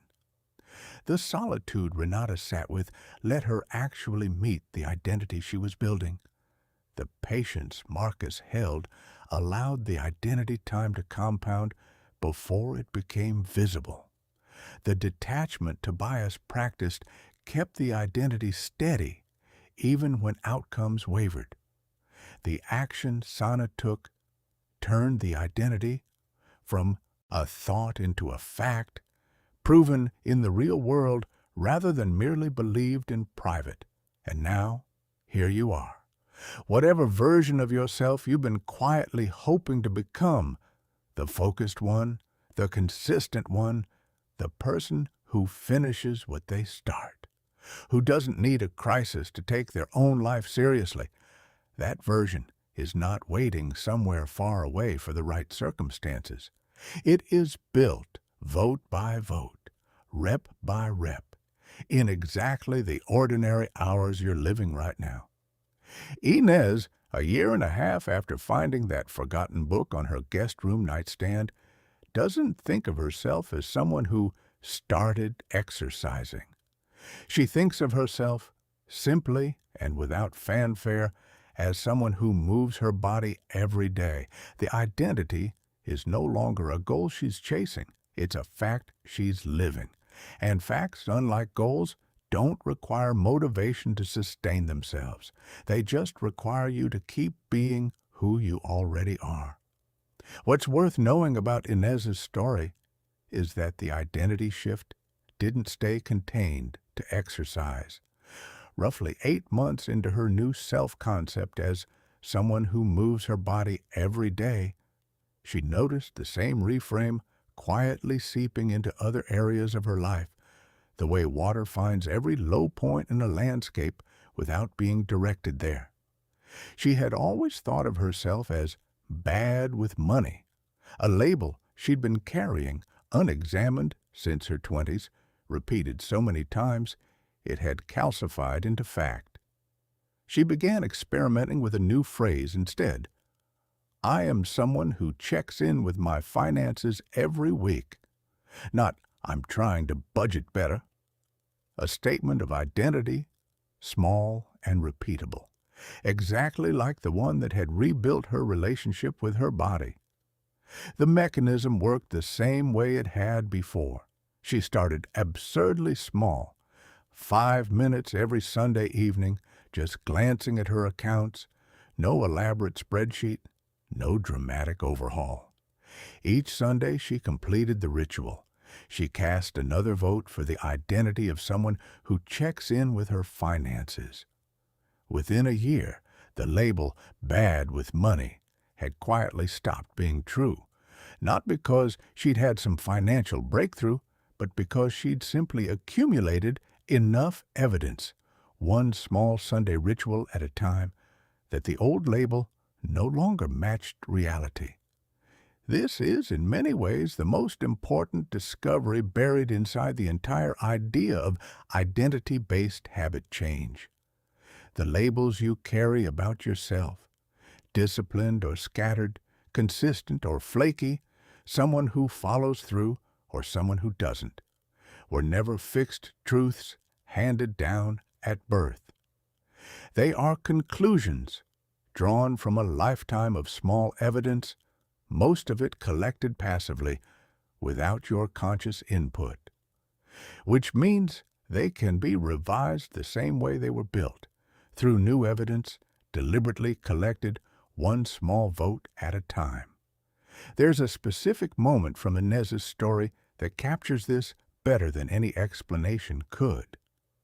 About a year into her new identity, a close friend, watching her lace up her shoes for an early morning walk in the rain, remarked, half joking, I could never do that. I'm just not a disciplined person.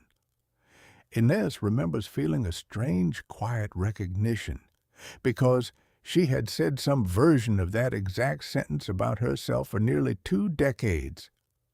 She didn't lecture her friend. She simply said, I wasn't either. I just started being someone who shows up on the days I didn't feel like it until it stopped being a decision. That sentence, more than any statistic or milestone, is the entire chapter distilled into a single breath. You are not your history. You are only your next vote. Identity is what makes a habit permanent. But even a solid identity can sit dormant for years inside a life that was never truly chosen, quietly performing all the right actions in service of a direction that was handed down rather than decided upon. That's the final piece still missing, and it's the one that ties every previous lesson together. Chapter 9. The Book That Teaches You Courage.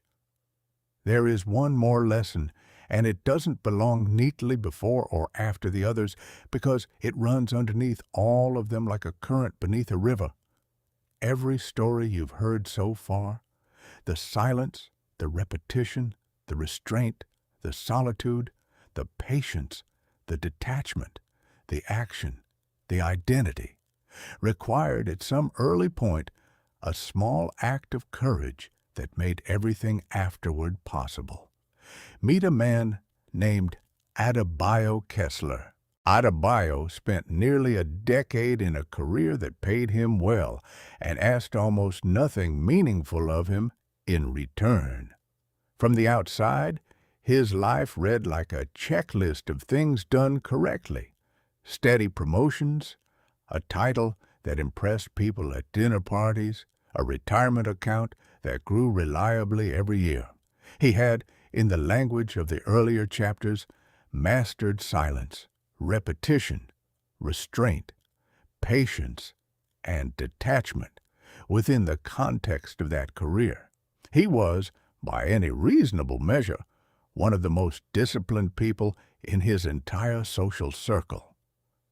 And yet, underneath the impressive exterior, something had gone quiet in him years earlier that he'd never quite found the courage to name. He was good at the work, good enough that leaving felt for years like a kind of insanity. Walking away from a stable income, a known path, and other people's approval to pursue something uncertain seemed to almost everyone in his life like the least disciplined decision imaginable. And this is precisely where the story gets interesting, because it reveals something about discipline that the earlier chapters only gestured toward. Sometimes the most disciplined act available to a person is not persistence. It's an honest confrontation with the fact that they are persisting in the wrong direction. Adebayo had read, over the years, dozens of books about productivity, habit, and focus. He had, by his own account, become quite skilled at being disciplined about a life he didn't actually want. He woke up early. He exercised consistently. He managed his time with real precision. And underneath all of that competent discipline sat a quiet, persistent dread he had gotten very good at ignoring, the sense that he was optimizing a version of his life that had never been his idea in the first place. The book that eventually cracked this open for him was an old, slim volume on courage and self-reliance, gifted by a professor he'd stayed in touch with since university, who mailed it to him with no note attached beyond a single underlined sentence on the title page. The book argued something that felt, at first read, almost dangerous: that conformity, the quiet, constant calibration of your choices against what others expect or approve of, is one of the most efficient ways a capable person can waste an entire life, precisely because it looks so responsible from the outside. This is the 9th lesson, and it is the one that makes all the others possible. Discipline without courage becomes a very sophisticated way of staying stuck. Adebayo's courage did not look dramatic from the outside. He didn't quit in a blaze of defiance. He spent 8 months building a modest financial runway, researching quietly, telling almost no one, because he understood something important about acts of courage. They are far more fragile in their early stages than people assume, and exposing them too early to too many doubtful voices can extinguish them before they've had a chance to develop their own momentum. When he finally did leave, it was not a leap into the void. It was a calculated, disciplined exit. Proof, in fact, that courage and discipline were never opposites at all. They were partners. Discipline built the runway. Courage was what made him actually walk down it instead of standing at the end forever, checking the numbers one more time. Here's what almost nobody tells you about courage, and what Adebayo discovered the hard way. It is not the absence of fear. Every person in this video, Elias sitting with his restless mind, Priya facing the blank page, Devon disappointing people for the first time, Renata sitting alone with thoughts she'd spent years avoiding, Marcus sanding a chair leg while quietly wondering if he'd made a terrible mistake, Tobias releasing his grip on an outcome he desperately wanted, Sana sending a message she considered embarrassing, Inez lacing up shoes on a morning she didn't feel like moving. Every one of them felt fear in the moment that mattered most. Discipline was never about eliminating the fear. It was about acting alongside it, treating fear as unpleasant weather to walk through rather than a locked door that ends the journey. There's a particular kind of regret that Adebayo has spoken about since making his change. Not regret about leaving, but a quieter, more sobering regret about how many years he spent building genuine discipline in service of a life he'd never actually chosen for himself. He doesn't consider those years wasted. The skills he built during them, the focus, the consistency, the restraint, transferred directly into his new path and made his transition far smoother than it would have been for someone starting from nothing. But he is careful, when he tells his story, to underline a distinction worth sitting with. Discipline is a tool, not a direction. It will make you extremely effective at whatever you point it toward. It will not, on its own, tell you where to point it. That decision requires something discipline alone cannot supply: an honest, sometimes uncomfortable look at whether the life you're diligently building is actually one you want to live in. There's a specific exercise Adebayo now recommends to anyone wrestling with this question, one his professor originally suggested to him during a long phone call in the months before he finally left. Imagine, he says, that you've already lived out the next 10 years on your exact current trajectory. Same effort, same discipline, same trend line, just extended forward in time. Picture that life in detail. The position you'd likely hold, the daily rhythm you'd likely keep, the version of yourself you'd likely have become. Then ask, honestly, without flinching, does that picture excite you, or does it quietly deflate something in your chest? The answer, Adebayo insists, arrives faster and more honestly than most people expect. Usually, within the first few seconds, before the mind has time to construct a comfortable rationalization. This exercise isn't a call to abandon everything that produces a flicker of doubt. Nearly every worthwhile path includes stretches that feel uncertain or effortful without being wrong. The distinction Adebayo draws is between productive discomfort, the kind that accompanies genuine growth and real effort towards something you actually want, and a deeper, quieter wrongness that no amount of achievement within that path ever seems to resolve. The first kind of discomfort responds to effort. The second kind persists no matter how much effort you apply, because the effort was never the problem. The direction was. Here's a question worth carrying, perhaps the most important one in this entire video.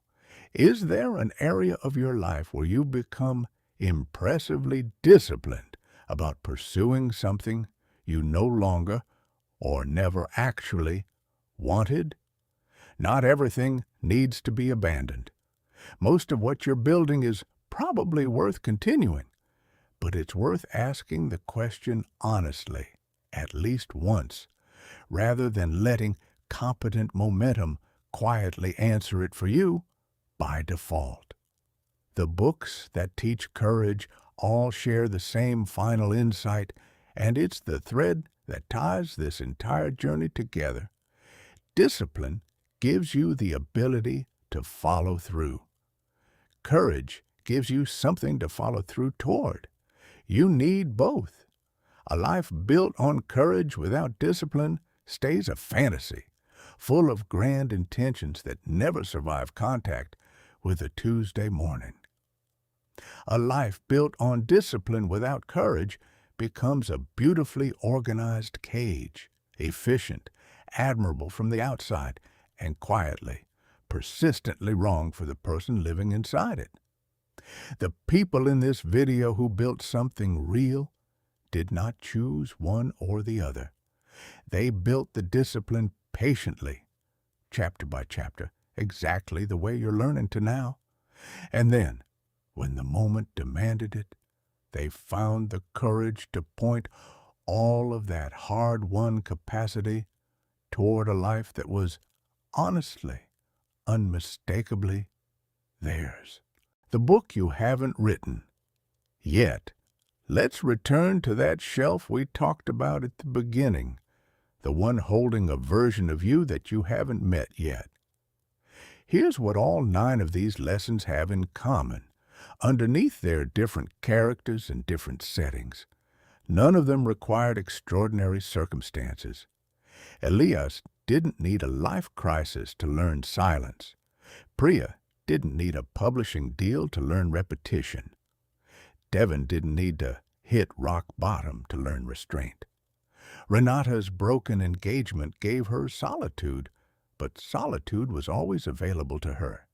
She just hadn't chosen it before circumstances forced her hand. Marcus didn't need guaranteed success to learn patience. Tobias didn't need his anxiety to disappear before he learned detachment. He learned it while the anxiety was still there, just held differently. Sana didn't need certainty before she learned action. She learned action precisely by proceeding without it. Inez didn't need to already be disciplined before she learned identity. She became disciplined by claiming the identity in small, repeated, ordinary moments long before it was fully true. And Adebayo didn't need certainty about the outcome before he learned courage.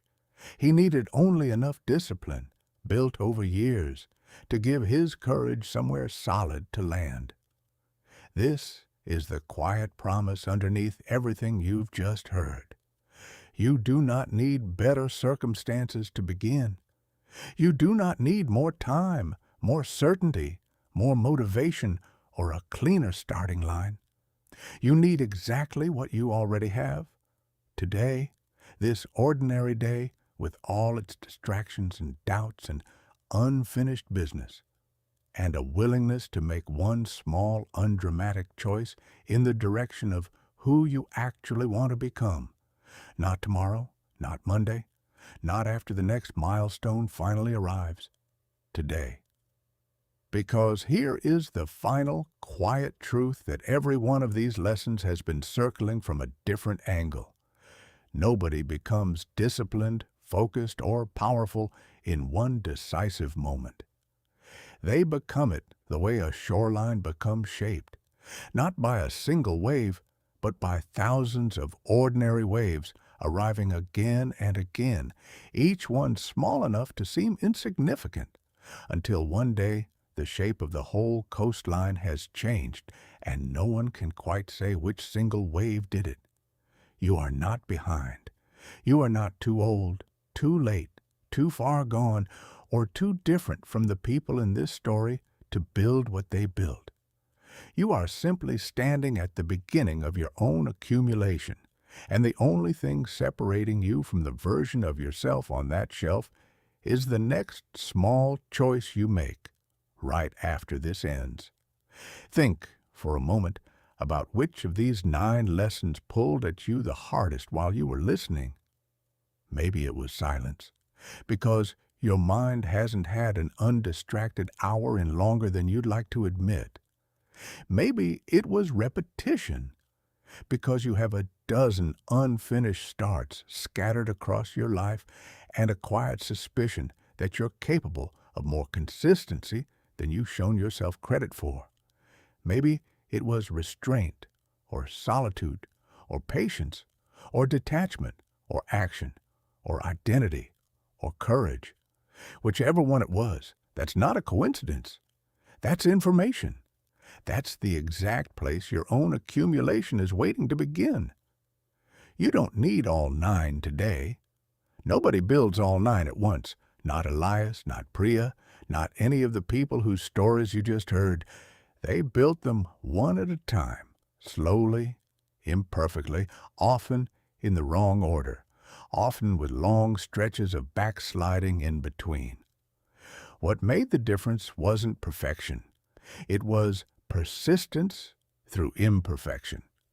The willingness to return to the practice after missing it, to sit back down in the silence after a week of skipping it, to pick the pen back up after a month of not writing, to say no again after caving to a yes you didn't want to give. It's worth saying plainly because it rarely gets said in videos like this one. Every single person in this story failed repeatedly along the way. Elias missed his quiet hour more mornings than he'd like to admit, especially in the first 2 months. Priya broke her tally mark streak at least 3 times across 18 months, including one stretch of 9 consecutive missed days during a family emergency that had nothing to do with her discipline and everything to do with being human. Devon caved to an impulse purchase well after establishing his 72-hour rule, more than once. None of them built these capacities through unbroken perfection. They built them through an unusually stubborn refusal to let a broken streak become a permanent identity. A missed day was just a missed day. It was never to them proof that the whole project was doomed. And that single reframe, more than any specific technique, may be the most transferable lesson in this entire video. If you take one thing forward from everything you've just heard, let it be this. You will not do this perfectly, and you were never expected to. The people who eventually build discipline, focus, and inner power are not the people who never falter. They are simply the people who falter and come back, faster each time, with less drama and less self-punishment attached to the return. That skill, the skill of returning, quickly and without excessive shame, may matter more than the original habit itself. So here is the only real assignment this video will leave you with, and it is deliberately small, because small is where everything durable actually begins. Choose one lesson, just one, and do the smallest possible version of it today, not next week, not once you feel ready, not after you've watched a few more videos to prepare. Today, in whatever ordinary hour comes next after this one ends. The shelf is real. The version of you sitting on it has been waiting patiently, not for the perfect circumstances, but simply for you to start casting votes in their direction. Every wave that shaped that shoreline started out looking exactly like every other wave. It only became historic in hindsight after thousands of ordinary repetitions nobody thought to film. Make yours a good one, then make the next one just like it.